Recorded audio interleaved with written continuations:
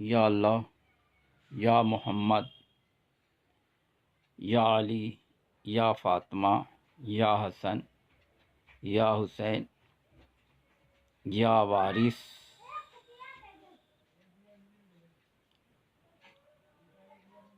اسماء عالیہ میں اسم اللہ ذات ہے، باقی اسم اعظم ہیں۔ اللہم صلی علی محمد وعلی آل محمد وبارک وسلم۔ حضور پرنور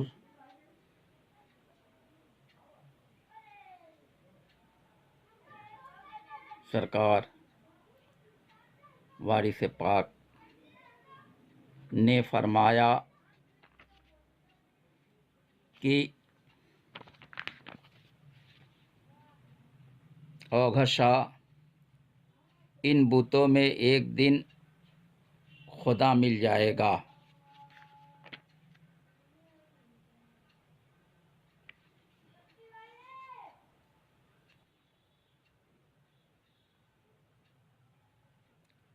حضور انور کو خواجہ امیر خسرو علیہ الرحمہ کا کلام پسند تھا۔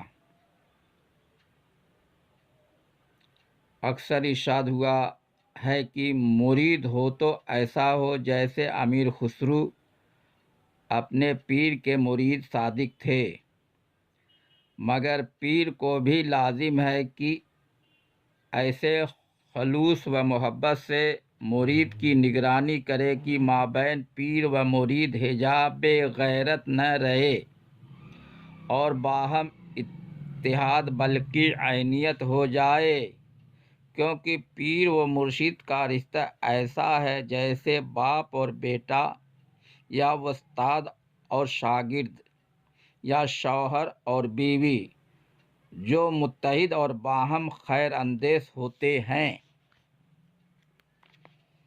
یہی صورت پیر و مرید کی ہے۔ پیر کی عنایت و شفقت ہی سے مرید کے دل میں اطاعت و محبت کا مادہ پیدا ہوتا ہے، اور بالآخر یہی اطاعت و محبت اس کو فائز المرام کرتی ہے۔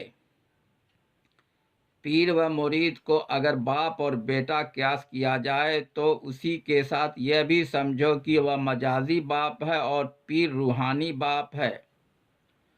وہ جسمانی نشوونما کے واسطے اگر لذیذ غذائیں کھلاتا ہے تو یہ روحانی عروج و ترقی کے لیے نمائے معنوی سے پرورش کرتا ہے۔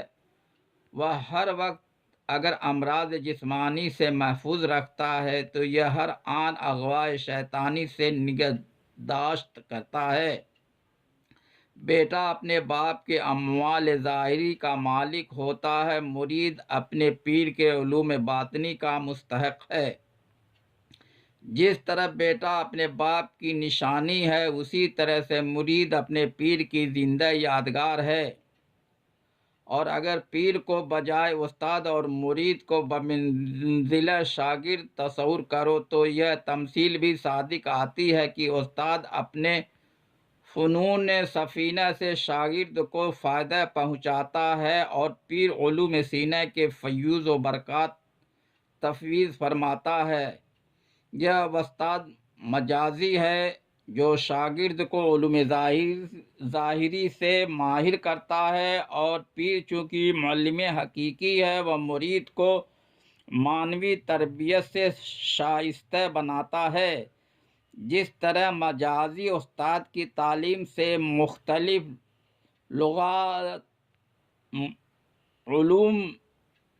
لغات معلوم ہوتے ہیں، اسی طرح حقیقی معلم کی توجہ نقاط حقیقت اور رموز معرفت سے آگاہ کرتی ہے۔ مجازی استاد کی عنایت سے شاگرد روشن خیال ہوتا ہے، حقیقی استاد کی ہدایت سے مرید کا مقدر قلب نورانی ہوتا ہے۔ استاد بھی اپنے شاگرد کی نگرانی کرتا اور پیر بھی اپنے مرید کا معاون و दस्तगीर रहता है।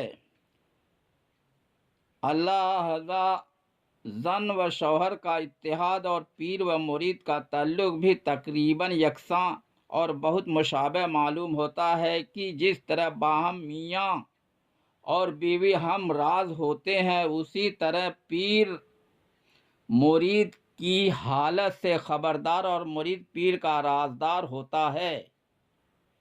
बल्कि जाहिर है कि जब तक जन व शौहर में हिजाब रहता है, निकाह का कोई फ़ायदा नहीं होता। वही सूरत पीर व मुरीद के ताल्लुकात की है कि जब तक मुरीद महजूब है, पीर के फ़यूज़ व बरक़ात से मुस्तफ़िद नहीं हो सकता है।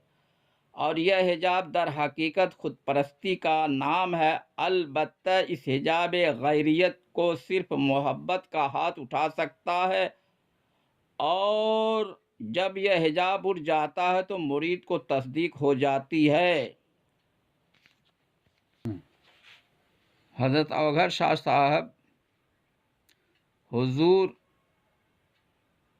अनवर पीर मुर्शिद के विसाल की हालत का ज़िक्र इस तरह से किया है कि नागाह सरकार आलम पन्ना ने एक संगीन सांस खींची और करीब 15-20 मिनट के बाद जब वह बाहर निकली तो साफ तौर पर देखा कि वह सांस बरंग सब्ज और क़िबला आलम की हमशबी थी। हुजूर अनवर ने बवक्त विसाल तमाम हाज़रीन को तस्दीक की दौलत अता फरमा दिया। अवघर शाह ने यह लिखा है मानिए फ़ी अनफुसिकुम, उस पे हुवैदा अवघट व समझता है मैं कौन हूँ क्या हूँ। तरीक़े वारसिया में सूरत परस्ती है। सूरत परस्ती करते करते इंसान हकीकत से वाकिफ़ हो जाता है। या वारिस या वारिस या वारिस।